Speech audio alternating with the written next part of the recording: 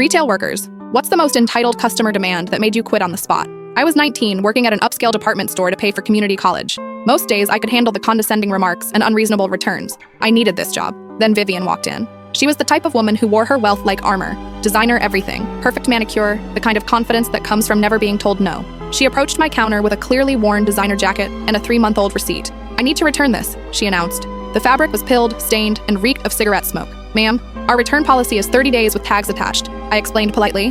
Her eyes narrowed. "Do you know who I am? My husband owns 3 restaurants downtown. I want this returned, now." My manager materialized and immediately began apologizing. "Of course we can make an exception," he said, shooting me a warning look. I reluctantly processed the return. That's when Vivian's phone rang. "Hello, darling," she answered sweetly. Then her voice shifted to something darker. "No, Mommy can't come home right now. Daddy's busy with his secretary again." She was talking to a child, a very young child. "Stop crying," she snapped. "Mommy told you to watch your brother. If you can't handle that, maybe we'll find someone who can." My stomach turned. The kid sounded maybe 6 years old. "I don't care if you're hungry. There's cereal in the pantry. Figure it out." After hanging up, she smiled at me like nothing had happened. "Now, I need you to personally deliver party supplies to my house tomorrow at 8 a.m. for my son's birthday." "Ma'am, we don't offer personal delivery." "You do now," she cut me off. "Unless you want me to speak to corporate about your attitude problem." My manager nodded eagerly. "Of course we can arrange something." The next morning, I spent $20 of my own money on gas and drove to her gated mansion. She answered the door in a silk robe, mascara smudged, looking hungover and irritated. "You're late," she lied. It was exactly 8 a.m. Inside, I found 2 children,